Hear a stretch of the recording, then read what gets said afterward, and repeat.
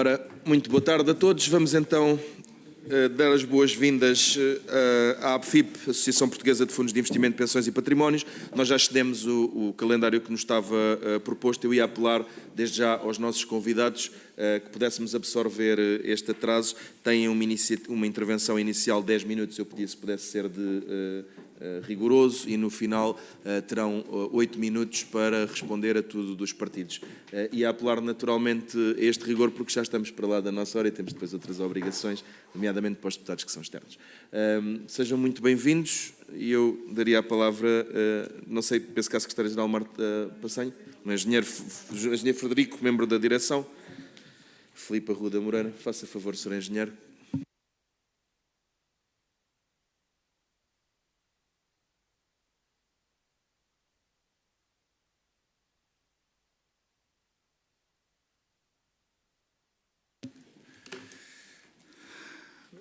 Muito boa tarde a todos. Começo por agradecer por estar aqui presente e termos sido convidados. A APFIP está sempre disponível para poder trabalhar com todos os partidos e o Parlamento nestas matérias, que são do interesse público e da nossa sociedade portuguesa. E peço desculpa por este pequeno atraso. Começando em direto ao assunto, dando uma pequena introdução, a APFIP, para quem não nos conhece, eu penso que a maior parte dos senhores deputados já nos conhecem bem, é a Associação Portuguesa de Fundos de Investimento, Património e Pensões e representa toda esta indústria, onde principalmente aqui estamos como fundos imobiliários e pensões, e depois também gestão discricionária de patrimónios, que representa grandes volumes de investimento nacional. Estamos a falar de bilhões, os imobiliários são 26 bis, os fundos de pensões são cerca de 20 bilhões, os mobiliários são cerca de também quase 30 bis, e depois a gestão discricionária de património, que inclui partes destes fundos, vai a cerca de 80 bilhões de euros sob gestão. Nós representamos cerca de 90% de todos estes investidores, assim em números redondos, e a nossa responsabilidade é a promoção não só desta indústria, mas também a promoção deste nosso país e da nossa sociedade. Nesse sentido, analisámos esta proposta de lei relativamente ao Simplex ou relativamente ao RJUE, e temos aqui, de facto, alguns comentários e alguns contributos que podemos ajudar, e estamos sempre disponíveis depois para poder esclarecer. E não tivemos a oportunidade de enviar, como enviámos nas outras comissões, mas enviaremos depois um documento com algumas notas e com algumas mais especificidades. Começando aqui pelos pontos positivos, eu penso que esta intenção do Governo é boa, porque limpa de algumas falhas e de algumas gralhas que a lei já tinha, que houve uma grande boa intenção e é de salutar a tentativa de simplificar as questões do licenciamento. Outro ponto é o prazo, por exemplo, de declarar a nulidade por órgãos administrativos, como, por exemplo, as câmaras ou mesmo o Ministério Público, reduz de 10 para 1 ano, que introduzia aqui uma grande incógnita, não é? E muito risco. A eliminação também, por parte do efeito imediato do embargo por parte da administração pública, ou seja, aquele efeito de impugnação dos atos de gestão urbanísticas promovidos pelo Ministério Público. Portanto, é também uma redução do risco e da incerteza, e também o alargamento do direito ao compromisso arbitral de litígios relativos ao controle de operações urbanísticas. Neste ponto é de facto também uma grande vantagem, mas aqui damos nota que vai carecer de portaria. Damos a sugestão de não ser necessário portaria e ficar já esclarecido na própria lei o seu funcionamento. Achamos que se consegue fazer de uma forma prática e efetiva. Outra também vantagem que nós vemos é a comunicação prévia deixa de ter uma apreciação material por parte das câmaras municipais, portanto isso torna-se relevante, não é?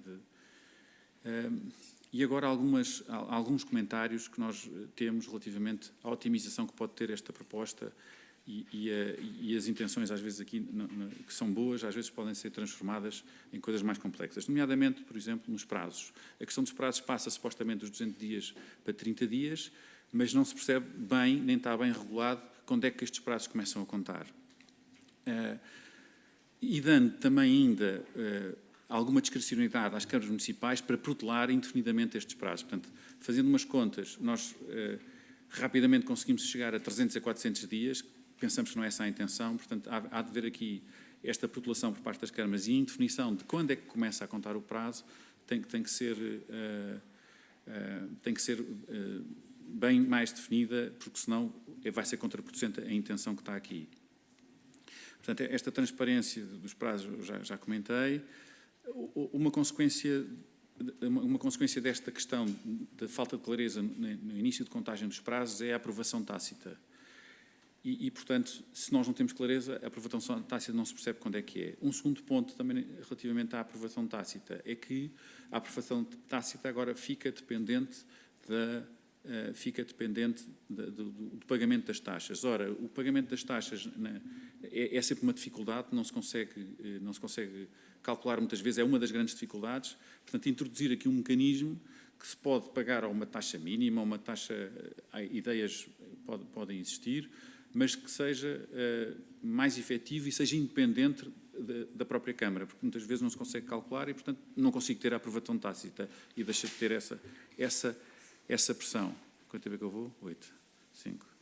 Consequência de aprovação. Ok. Pronto. Depois, um grande ponto aqui também que nós temos que pode ser bastante melhorado foi o conceito de reconstrução mudou radicalmente e passou a ter um conceito vago e não muito praticável.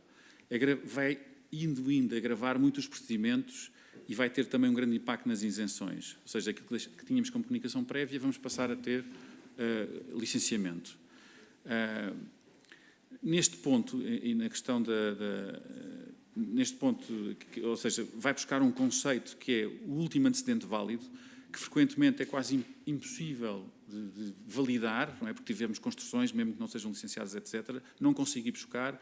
Portanto, é um conceito que nem sequer é muito praticável. Na nossa prática do dia-a-dia não se torna praticável. Portanto, estar a buscar um conceito que é vago e não é praticável, achamos que podemos por outro caminho.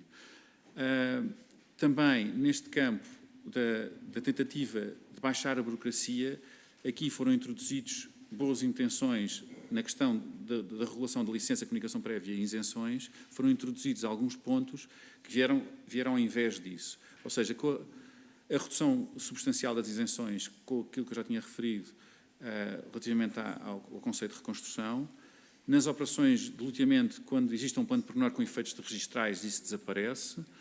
A alteração do uso e utilização na sequência de informação prévia favorável também deixa de existir nas isenções.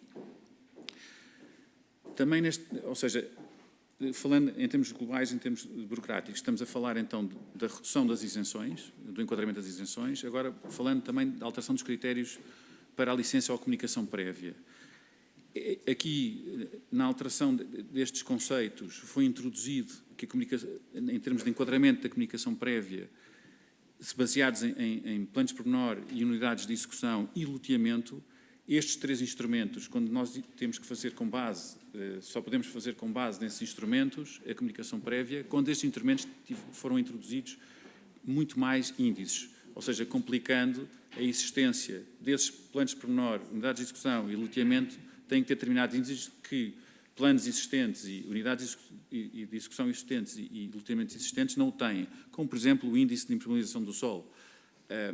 Se nós pretendemos que seja uma comunicação prévia e a responsabilidade esteja no técnico, o técnico vai sempre ter que respeitar esses índices. Portanto, estar a obrigar que eu, na comunicação prévia, só posso fazer com base nestes três instrumentos, mas estes três instrumentos, afinal, têm que ter muito mais índices e mais dados e exigências e requisitos do que tinham antes, ou dos existentes, vai introduzir aqui, vamos cair outra vez na licença. Ou seja, se nós estamos a querer fazer comunicações prévias e a responsabilidade para o técnico vai ter que respeitar esses critérios que estão previstos no próprio PDM.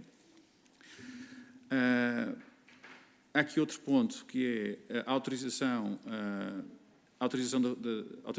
de utilização é reintroduzida após obras sujeitas de licença ou comunicação prévia. Quer dizer, parece que não, mas não está totalmente claro. Isto é o artigo 62A, 62B, 4 e 4K, mas não se entende. Realmente, depois de analisar, não se consegue perceber.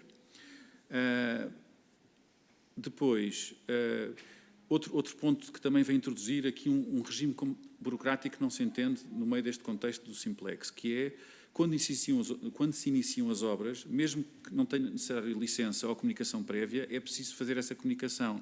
E nessa comunicação é preciso um conjunto de requisitos e documentos. Ora, mesmo que eu não tenha licença, eu nunca tinha que comunicar e agora passo a ter que comunicar. Portanto, quer pregar um prego, exagerando, quer pregar um prego na parede, tenho que comunicar à Câmara. Portanto, esse é um ponto também da questão da comunicação do início das obras, que tem que ser um bocadinho mais bem regulado e entendido para não cairmos no exagero oposto, que é termos ainda mais regulamentação e mais burocracia daquilo que se pretende. Pronto, já disse. Depois, em último ponto, existia um prazo para a conclusão da plataforma única, que era junho de 2026, se não estou em erro, e agora foi retirada essa finalização da plataforma única. Ou seja, voltamos a ter, e estamos neste contexto, em 308 plataformas que existem, são os 308 municípios. Eu penso ter percorrido, excedi-me um bocadinho no tempo, mas tentei acelerar aqui um bocadinho, até ser mais conciso possível nestes comentários mais positivos e os que podem ser melhorados.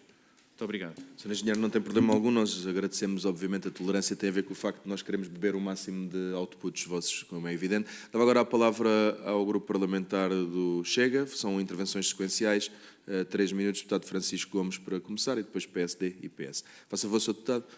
Para Sr. Presidente, Srs. Deputados, Srs. Representantes da Associação Portuguesa de Fundos de Investimento. Meus senhores, a crise da habitação em Portugal é hoje uma emergência nacional. Não é um problema técnico, não é uma falha de comunicação, é o resultado direto de décadas de políticas erradas, de instabilidade legislativa e de um Estado que ora demoniza o investimento privado, ora depende do investimento privado para resolver aquilo que não consegue resolver sozinho. E é neste contexto que analisamos as propostas do Governo para o setor da habitação, relativas especificamente ao arrendamento e ao urbanismo. E é também neste contexto que esta audição assume particular relevância, tendo em conta o peso que os fundos de investimento, os fundos de pensões e os grandes patrimónios têm e continuarão a ter no futuro próximo para o mercado habitacional português. Ao longo dos últimos anos, os representantes deste setor, Vossas Excelências, têm afirmado publicamente 3 ideias-chave. Primeiro, que estão disponíveis para investir no arrendamento habitacional de longo prazo. Segundo, que precisam de estabilidade legislativa e previsibilidade regulatória. Terceiro, que regras claras são previsíveis em incentivos avulsos e temporários. Palavras vossas, posições vossas. Ora, quando analisamos estas propostas de leis do Governo, somos obrigados a perguntar se aquilo que está consagrado nas propostas corresponde, de facto, àquilo que o setor diz defender em público. No arrendamento, continuamos a ver um modelo excessivamente condicionado, com tetos, com regimes temporários e com risco permanente de alteração das regras do jogo. A experiência recente demonstra que este tipo de enquadramento não gera confiança, mas sim retrai investimento e reduz a oferta, que é exatamente o oposto e o contrário do que se afirma querer alcançar. Já no urbanismo, apesar de algumas intenções positivas que nós registamos, persiste uma lógica de complexidade e incerteza quanto aos efeitos práticos que poderá ter nos projetos. E todos sabemos que para investidores, tempo e risco regulatórios são fatores decisivos, muitas mais vezes e muitas mais relevantes do que a rentabilidade nominal. Por isso pergunto, primeiro, considera a Associação que as propostas do Governo criam hoje um quadro suficientemente estável e previsível para investimentos a 20 ou a 30 anos, como exigem os fundos de pensões? Mas, se defende estabilidade legislativa, então como é que avalia o facto de que estas propostas surgem após sucessivas alterações ao regime do arrendamento dos últimos anos, sempre com mudanças de orientação política? Por fim, se afirmam preferir regras claras a incentivos temporários, então pergunto, entende que regimes limitados no tempo, como é este, sujeitos a revisão política constante, como é este, são compatíveis ou não são compatíveis com decisões de investimento estruturais como aquelas que fazem os vossos associados? Tenho dito. Muito obrigado, Sr. Presidente. Muito obrigado, Sr. Deputado. Sr. Deputada Margarida Saavedra, do PSD, tem a palavra também para 3 minutos. Muito obrigado, Sr. Presidente. Senhores, vamos ver uma coisa. O processo de construção é um processo lento e prolongado, sendo certo que desde o início da aquisição de um terreno até praticamente à chave na mão podem demorar 4 ou 5 anos. É absolutamente necessário, evidentemente, uma estabilidade legislativa nisso. Mas a verdade é que essa estabilidade necessária não se pode compatibilizar com um regime legislativo que prejudica à partida uma série de investimentos.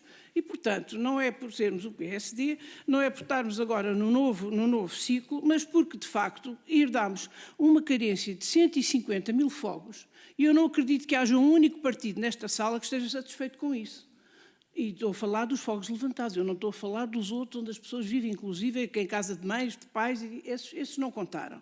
Parece-me que este número, que é suficientemente assustador, transforma este problema num problema nacional. E este problema nacional, evidentemente, tem que ter a sensibilidade e tem que ter, evidentemente, a solidariedade de todas as pessoas que foram eleitas exatamente para defender o país e para defender os interesses nacionais. Eu acho que especificamente esta questão está acima das questiúnculas partidárias, está acima de bandeiras que, se tivessem, de facto, sido eficazes, também não eram precisas ser alteradas. Vamos ser claros. Nós estamos nesta situação devido ao sistema legal existente. E, naturalmente, temos que o alterar. Nós não estamos a fazer alterações por alterações, nós estamos a fazer uma coisa que está mal e não podemos tentar corrigir a sombra da vara torta. Temos também outra noção, em termos gerais, é que a questão da habitação envolve uma série de intervenientes, tanto do setor público como do setor privado. E nós não podemos, em situação alguma, esquecer do investimento privado, que é a grande alavanca, que tem sido sempre a grande alavanca da construção em Portugal, seja para investimentos, seja para a habitação própria, seja para, inclusive, a habitação a custos moderados. E é exatamente por causa desta situação que nós nos propomos esta alteração ao RJUE, que é difícil, evidentemente que nós não gostaríamos, se tivéssemos um quadro legislativo a funcionar era ótimo prometer até mais casas, mas de facto com este não conseguimos prometer nada, nem o Partido Socialista sequer cumpriu a sua promessa, diga-se, não vejo porque é que está tão satisfeito com a lei, porque vamos falar de casas em concreto, e aí a coisa muda, não é? Aí a coisa muda, portanto estas alterações têm que ser feitas, elas são feitas no pressuposto que estamos a melhorar e como vimos pela Ordem dos Arquitetos, como vimos agora pela intervenção dos senhores de investimento, que de facto concordam que esta alteração é necessária, que esta alteração vem melhorar o quadro vigente e portanto vamos a ela. Vamos a ela num interesse nacional, porque todos nós temos interesse em que o problema da habitação seja resolvido a todos os níveis. E, por isso, estas alterações do RJUE foram feitas a fim de garantir de forma mais efetiva e consequente os objetivos de simplificação de procedimentos num quadro de segurança dos investimentos e de proteção dos interesses públicos e privados. Nós achamos que os interesses privados são tão ou mais importantes que os interesses públicos, têm que estar em consonância e alinhando-se com a urgência da criação da oferta necessária para a satisfação do direito fundamental de todos à habitação, que é um direito consignado na nossa Constituição e que eu não acredito que nenhum senhor daqui, nenhum partido sentado a essa mesa, possa dizer que não existe. Muito obrigada. Muito obrigado, Sra. Deputada. Sr. Deputado Humberto, do PS, tem a palavra. Muito obrigado, Sr. Presidente. Queria também cumprimentar o Sr. Engenheiro, agradecer-lhe pelo facto de ter estado aqui hoje, dar estes esclarecimentos, cumprimentar também a Sras. e Srs. Deputados. E permita-me, Sr. Engenheiro, são úteis os contributos, sendo certo que se calhar devem ser mais dirigidos ao Governo, com quem tem uma relação direta, até porque quando se fala em fundos de investimento, bem-me à memória necessariamente uma questão, uma preocupação, que é a especulação que hoje a habitação existe em Portugal, que se faz com o mercado da habitação, dos negócios associados ao mercado da habitação e, por isso, não deixo de dar esta nota inicial, que, de facto, hoje, quando falamos em acesso à habitação, não vemos, nomeadamente, o partido que suporta o Governo, muito preocupado com estas questões, mas sim a querer fazer tábua rasa de uma legislação que tem pouco mais de um ano e meio, mas, enfim, cada governo a sua lei, este quer ter também um nome na lei e por isso esta alteração legislativa que devia ser de resolver problemas concretos, mas não uma profunda alteração sem ter trazido aqui nenhum estudo indicativo ou quantitativo daquilo que foi a produção, aquilo que foi, Sr. Presidente, se me permite, estou muito nervoso. Eu estava a tentar não interromper o deputado, mas realmente já são muitos, há partes persistentes, fazem parte do regimento, mas se forem muito persistentes, depois deixa de se ouvir. Mas notei que tentou continuar. Faça favor, Sr. Deputado. Muito obrigado, Sr. Presidente. De facto, esta primeira preocupação que queria lhe deixar, se de facto a vossa associação está preocupada com a questão da especulação e se pretende fazer alguma coisa para resolver isso e permitir que, de facto, os cidadãos portugueses, sobretudo os jovens, possam ter uma habitação digna a preços justos.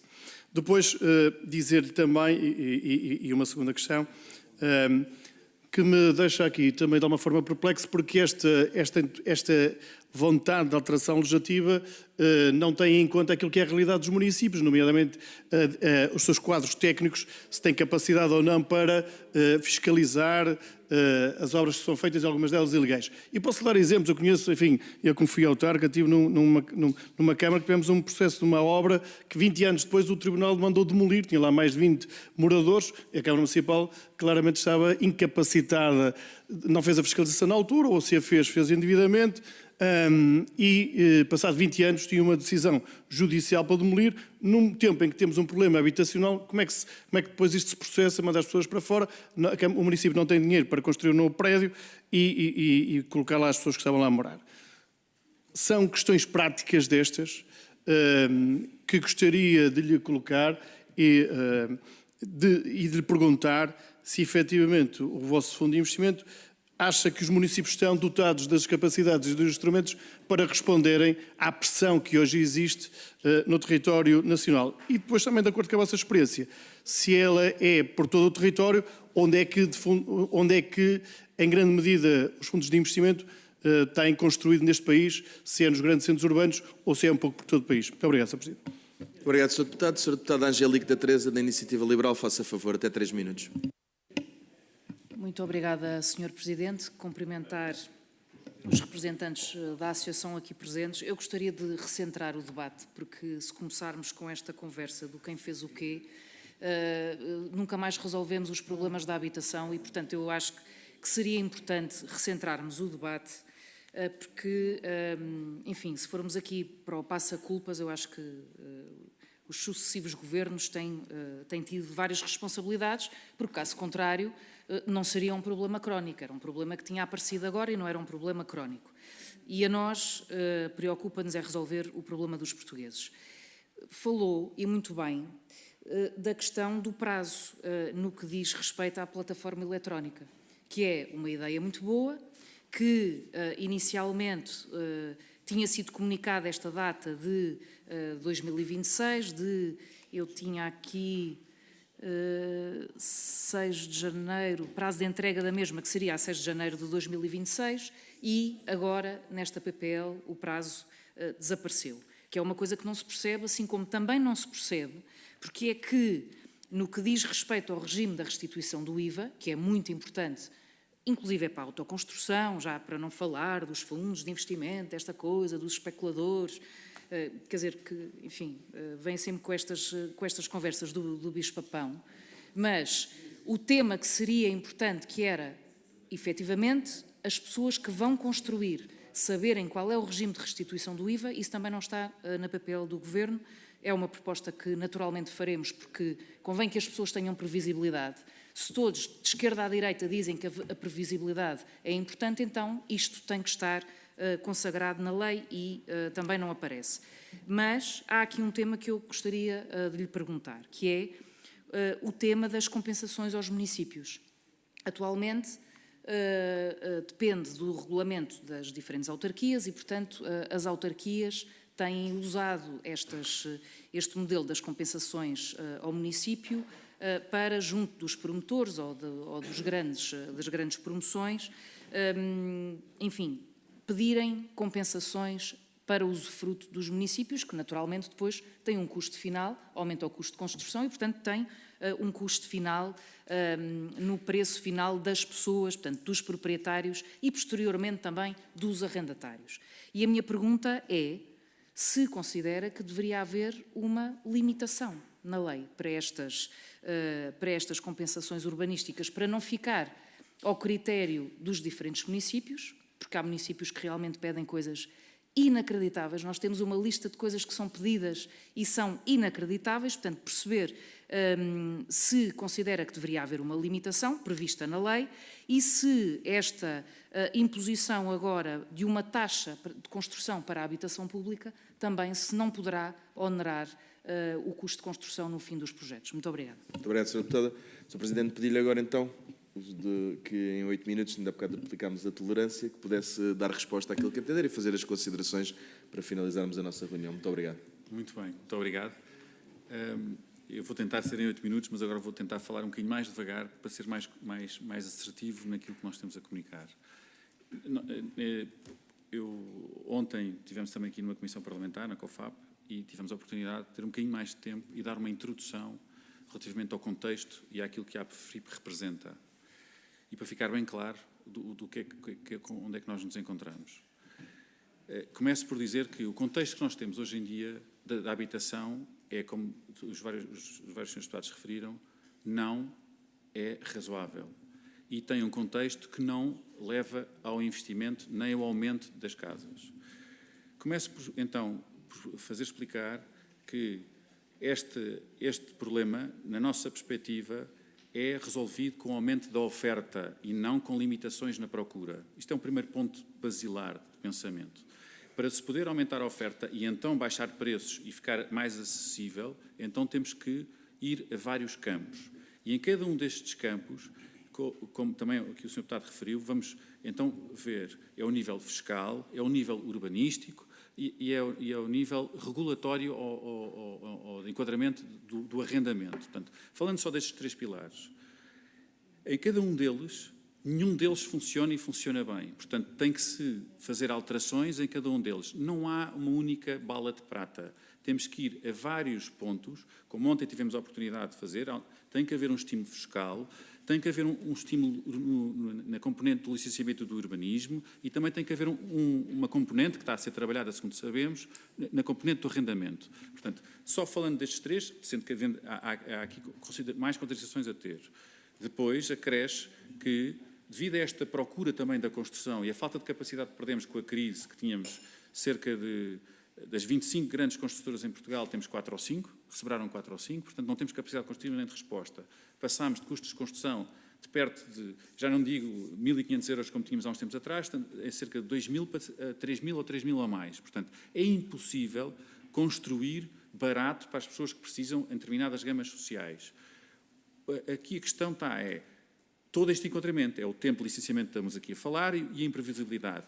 É a questão do enquadramento mais de regeu, no sentido em que as casas e as dimensões das casas e as eficiências energéticas e as considerações energéticas que são precisas são para casas de luxo e estamos a fazer casas de baixa gama ou de média gama. É incomportável construir barato quando há estas considerações. Portanto, isso é um ponto.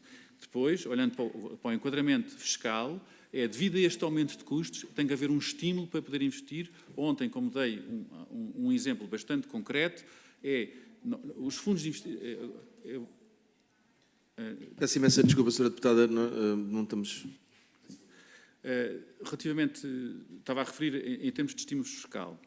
Antes de falar aqui um bocadinho de estímulo fiscal, que eu ia também fazer aqui uma comparação de investimento de fundos, só queria dar uma nota. A Associação tem estado perto deste Governo, como teve governos do PS e de todos os governos que lá cá passaram. A Associação está cá há quase 40 anos e esteve sempre perto de todos os grupos parlamentares e de todos os governos, no intuito de contribuir e chamar a atenção, e como tem vindo a chamar, com medidas que foram tomadas que nós não considerámos boas, e aos que achámos que eram boas, também o fizemos. De notar que a Associação tem estado permanentemente a querer desenvolver este mercado da habitação, quando neste momento não o tem. A Associação, de todos os fundos que tem, dos 26 bilhões de euros que tem aplicados em imobiliário, apenas 1% está aplicado em imóveis habitacionais para arrendamento. Agora tem vindo a aumentar um bocadinho, mas é imóveis para venda, mas para arrendamento não, porque o enquadramento jurídico e regulatório é impensável, não funciona. Isto já foi dito várias vezes. Portanto, voltando então aqui ao ponto, eu estava a falar do estímulo fiscal, tem que haver uma ajuda e um estímulo a que as rentabilidades subam, porque falando aqui de um exemplo muito concreto, eu tendo um fundo aberto que todos nós podemos poupar e aplicar. Peço desculpa a quem esteve aqui ontem, mas vou dar esse exemplo outra vez, que eu acho que é bastante concreto, que é, se eu tiver aplicado em imóveis como logística, retalho, escritórios, etc., turismo, hospitais, o que for, tenho uma rentabilidade mais ou menos média bruta de 6% a 7%. Quando eu vou para a habitação, devido ao aumento dos custos dos preços e ao enquadramento que tem um risco muito maior, mas as rendas, não sei se repararam, no ano 25, também no ano 25 as rendas estabilizaram ou até desceram, o yield, ou seja, a rentabilidade vai para 3 3% a 4%. Ora, eu pergunto aqui a cada um dos senhores deputados onde é que aplicavam dinheiro. Eu vou-vos bater à porta com um fundo imobiliário corporativo e um fundo imobiliário de habitação. Os senhores querem financiar a habitação em Portugal? Se assim o fizerem, eu amanhã monto um fundo e venho buscar pedir o dinheiro para poder aplicar. Porque o dinheiro é nosso, os fundos, o dinheiro é nosso. Nosso, cada um de nós que está aqui sentado. E de outros, não é? Quer dizer, que poupam e é o seu aforro. Normalmente as pessoas, de forma mais eficiente, vão aplicar no fundo que dá-lhes mais rentabilidade e têm o mesmo risco, etc. Portanto, isto é um ponto importante, mas voltando a salvaguardar, que a APFIP não tem património habitacional e, portanto, não sei, foi aqui falado um bocadinho de especulação, eu não sei como é que existe essa especulação, porque acho que ninguém quer ter produto para não vender, para não gerar mais dinheiro, porque tem responsabilidades para terceiros, como, por exemplo, os vários aforradores que temos. Depois, é fundamental, de facto, não haver... Não existe valas de prata, portanto, é fundamental irmos ponto a ponto. Portanto, ontem trabalhou-se e nós fizemos propostas concretas relativamente aos estímulos fiscais e enquadramentos. Hoje estamos aqui e eu fui um bocadinho direto ao assunto sobre esta lei da tentativa de simplex, porque aquilo que existe, de facto, não funciona e introduz muita instabilidade e muita insegurança. E, como foi também aqui referido, os investidores em imobiliário investem a médio prazo e a longo prazo para o conceito, ou seja, não investem em um ano, investem em 5, a 10, a 15, a 20. Ou seja, normalmente é investir a 20 anos. Portanto, um enquadramento que seja de um período muito curto, 2 ou 3 anos, o que for, seja de estímulo fiscal, seja de alterações regulatórias ou de enquadramento urbanístico, não funciona, não consegue ser aplicável, nem é compatível com este tipo de investimento. Portanto, para atrair o investimento privado nesta solução, que nós também defendemos, tem que existir investimento privado e investimento público, porque cada um tem que cumprir o seu papel, e, nomeadamente, o Estado tem que cumprir o seu papel de ajuda e suporte social, não são os privados, que muitas vezes há essa tendência e não pode isso acontecer. E, portanto, agora, e terminando, eu penso que, dando este contexto todo, eu acho que é de salutar e era muito importante que todos os partidos, como foi também aqui referido, se olhassem para isto como um problema nacional e entendessem que o Estado é que aqui chegamos, não interessando olhar o porquê, mas o que é que se pode fazer aqui para a frente. E, portanto, temos que olhar para a otimização fiscal, temos que olhar para a questão que nós estamos aqui a tratar, que é a questão urbanística e licenciamento, e temos que olhar para a questão do arrendamento, porque qualquer um destes pilares não funciona sem os outros, portanto, temos de trabalhar em todos os pilares. Uma última nota relativamente àquilo que foi perguntado relativamente às compensações urbanísticas. Nós vemos com muito bons olhos que essas compensações urbanísticas sejam, de facto, limitadas, constrangidas ou até anuladas em caso no setor da habitação, porque, de facto, introduzem mais uma componente de instabilidade, insegurança, mas, acima de tudo, aumento de custo brutal. E, portanto, se nós queremos ter habitação, porque nós precisamos de habitação, temos que arranjar forma de poder contribuir para aumentar a oferta e assim baixar o preço.